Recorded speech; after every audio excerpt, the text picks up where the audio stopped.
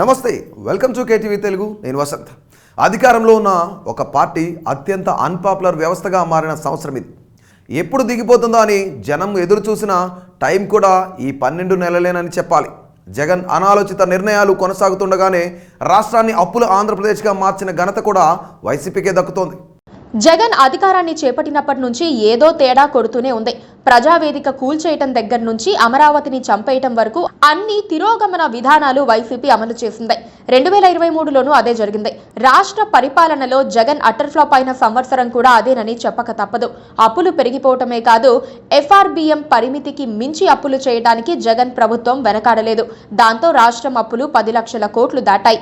మద్యం ఆదాయంపై తెచ్చిన అప్పు కూడా ఆవిరైపోయింది. కార్పొరేషన్ల ద్వారా తెచ్చిన అప్పులు తీర్చే పరిస్థితి కనిపించటం లేదు. అప్పులకు వడ్డీలు కట్టేందుకు వచ్చే ఆదాయం సరిపోవటం లేదన్న మాట వినిపిస్తోంది. ప్రతి నెల జీతాలకు పెన్షన్లకు డబ్బులు అందటం లేదు. ఫస్ట్ తారీఖున జీతాలు ఇచ్చి చాలా రోజులైంది. అప్పులు చేస్తూ దశల వారీగా జీతాలు పెన్షన్లు ఇస్తున్నారు. ఈఎంఐలు కట్టాల్సిన ఉద్యోగులు నానా తంటాలు పడుతున్నారు. వచ్చే నెల జీతం వస్తుందా రాదా అన్న భయం ప్రతి ఒక్కరిలో ఉంది. ఆ అంటే ఆంధ్రప్రదేశ్ అని, ఆ అంటే అప్పులని ఫీలింగ్ వచ్చేసింది. అందుకే జగన్ పట్ల ఉద్యోగుల్లో వ్యతిరేకత పెరిగిపోయిందని చెప్పాలి. 2019లో 151 స్థానాల్లో తిరుగులేని విజయం సాధించిన వైసీపీ ఇప్పుడు పట్టుమని 10 స్థానాల్లో కూడా నెగ్గని పరిస్థితిలో ఉందని కొందరు విశ్లేషిస్తున్నారు. ఒకప్పుడు పట్టిందల్లా బంగారమైన వైసీపీ అధినేత జగన్ ఇప్పుడు ఏది పట్టుకున్నా షాక్ కొడుతుంది. ఏడాది ప్రారంభంలో ఎమ్మెల్సీ ఎన్నికల ఓటమే ఎందుకు నిదర్శనంగా చెప్పుకోవచ్చు. ఏపీ రాజకీయాల్లో ఎమ్మెల్సీ ఫలితాలు అత్యంత ఆసక్తిని రేపాయి. 2019 ఎన్నికల్లో భారీ విక్టరీతో అధికారంలోకి వచ్చిన వైసీపీకి ఈ ఎన్నికల్లో గట్టి షాకే తగిలింది. నిజానికి 2019 ఎన్నికల్లో టీడీపీ ఓటమి తర్వాత ఇబ్బందికర పరిస్థితులను ఎదుర్కొంటోంది. ఆ తర్వాత జరిగిన ప్రతి ఎన్నికలోనూ వెనకబడిపోయింది. ఇక అధికార వైసీపీ తిరుగులేని ఆధిపత్యాన్ని ప్రదర్శించింది. ఇదే ఊపులో వైసీపీ నేతలు కూడా టీడీపీపై మాటల దాడిని పెంచారు. టీడీపీ పని అయిపోయిందంటూ తీవ్ర స్థాయిలో కార్నర్ చేశారు. మరోవైపు ఆ పార్టీ అధినేత సీఎం జగన్ వై నాట్ 175 అంటూ నేతలకు క్లాసులు తీసుకుంటున్నారు. వచ్చే ఎన్నికల్లో తమదే అధికారం అన్న లెవెల్లో అడుగులు వేస్తున్నారు. సీన్ కట్ చేస్తే వైసీపీ లెక్క పూర్తిగా తప్పినట్లు కనిపిస్తోంది. మార్చిలో జరిగిన ఎమ్మెల్సీ ఎన్నికల్లో పట్టభద్రులు గట్టి షాక్ ఇచ్చేశారు. ఏకంగా 3 స్థానాల్లో ఫ్యాన్ పార్టీని ఓడించారు. ఇక ఈ షాక్ నుంచి బయటకి రాకముందే ఎమ్మెల్యే కోటాలో కూడా తెలుగుదేశం జెండా ఎగిరింది. కావలసిన బలం లేకున్నా అభ్యర్థిని నిలబెట్టి విజయాన్ని ఖాతాలో వేసుకుంది. ఇది కాస్త వైసీపీలో ప్రకంపనలు సృష్టించింది. శ్రీకాకుళం నుంచి అనంతపురం వరకు వైసీపీకి ఉన్న వ్యతిరేకతకు నిదర్శనంగా నిలిచింది. ఎమ్మెల్సీ ఎన్నికల తర్వాత పార్టీలో విభేదాలు తారాస్థాయికి చేరాయి. ఒక్కొక్కరుగా వైసీపీని వదిలేశారు. కొందరు ఇంకా పక్కచూపులు చూస్తున్నారు. టీడీపీ వాళ్ళు పిలిస్తే వెళ్ళిపోదామని ఎదురు చూస్తున్నారు. ఎమ్మెల్యే కోట ఎమ్మెల్సీ ఎన్నికల్లో వైసీపీ నేతలు క్రాస్ ఓటింగ్ చేయడంతో టీడీపీ అభ్యర్థి పంచుమర్తి అనురాధ విజయం సాధించారు.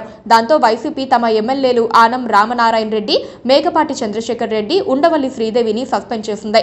వాళ్ళంతా ఇప్పుడు టీడీపీ గూటికి చేరారు. రోజువారీ జగన్ ను తిట్టిపోస్తున్నారు. ఉండవల్లి శ్రీదేవి నేరుగా నారా లోకేష్ యువగలంలో ప్రత్యక్షమయ్యారు. కనీసం 50 మంది ఎమ్మెల్యేలు వెళ్లిపోయేందుకు సిద్ధమవుతున్నట్లుగా వార్తలు రాగా 100 మంది వరకు పోటీకి సుముఖంగా లేరని ప్రచారం జరుగుతోంది. పైగా ఎమ్మెల్యేలుగా, ఎంపీలుగా పోటీ చేయాలనుకున్న వాళ్ళు 50 నుంచి 180 కోట్ల వరకు డిపాజిట్ చేయాలని జగన్ షరతులు పెడుతున్నట్లు వార్తలొస్తున్నాయి. అయినా మా కొద్దీ పోటీ అని నేతలు తెగేసి చెబుతున్నారు. చంద్రబాబు అరెస్టుతో జగన్ పట్ల వ్యతిరేకత పెరిగిందన్నది తాజా సమాచారం. పైగా ఎన్నికల వ్యూహకర్త ప్రశాంత్ కిషోర్ వెళ్లి టీడీపీ అధినేత చంద్రబాబు నాయుడిని కలవడంతో ఏదో జరుగుతుందన్న భయం వైసీపీ వర్గాల్లో కలుస్తోంది. రాజధానిని అటకెక్కించిన జగన్ విశాఖకు కూడా ఎందుకు వెళ్లడం లేదని వైసీపీ వాళ్లే చర్చించుకుంటున్నారు. ఏపీ సీఎం జగన్ తన రాజకీయ జీవితంలో అతి పెద్ద తప్పటడుగు ఈ ఏడాదే వేశారు. ఆధారాలు లేని స్కిల్ డెవలప్మెంట్ కేసులో చంద్రబాబును అరెస్ట్ చేశారు. పైగా దానికి పెద్ద నాటకమే సృష్టించారు. ఒకటి కూడా ఆధారం లేని 6 కేసులు పెట్టారు. కోర్టులో కేసులు వీగిపోతాయని తెలిసి కూడా న్యాయస్థానాల మెట్లు ఎక్కుతూనే ఉన్నారు. ఈ క్రమంలో చంద్రబాబు పరపతి పెరగ్గా జగన్ పాపులారిటీ తగ్గింది. బెయిల్ పొందిన చంద్రబాబు ఇప్పుడు జనంలో హాయిగా తిరుగుతూ ఉంటే సమాధానం చెప్పలేక వైసీపీ నేతలు నీళ్లు నములుతున్నారు. ఇవేమీ పట్టనట్లుగా జగన్ తాడేపల్లి ప్యాలెస్ లో రెస్ట్ తీసుకుంటున్నారు. 3 రాజధానుల అంశం, అమరావతి రైతుల ఉద్యమం ఈ ఏడాది కూడా కొనసాగింది. అదిగో ఇదిగో అంటూ విశాఖకు మారటంపై జగన్ డెడ్ లైన్లు జరుపుతూనే ఉన్నారు. కోర్టులో దానిపై కేసులు కొనసాగుతున్నప్పటికీ డిసెంబర్లో కూడా ఆయన వైజాగ్ వెళ్లలేదు. రుషికొండను బోడి కొట్టడం తప్ప జగన్ చేసిందేమీ లేదు. వైసీపీ ఈ ఏడాది సంక్షోభంలోనే ఉందని చెప్పాలి. ఎన్ని తప్పులు చేసినా సంక్షేమ పథకాలు గెలిపిస్తాయని జగన్ విశ్వసిస్తున్నారు. కుల సమీకరణాలు తనకు అనుకూలంగా మారతాయని గ్రామీణ ఓటర్లు తనను ఆదరిస్తారని ఎదురు చూస్తున్నారు. ఏం జరుగుతుందో చూడాలి మరి. సో ఇలాంటి మరిన్ని ఇంట్రెస్టింగ్ అప్డేట్స్ కోసం, అలాగే AP political minute to minute update కోసం మా కేటీవీ తెలుగును సబ్స్క్రైబ్ చేయండి. అంతవరకు సెలవు, నమస్తే.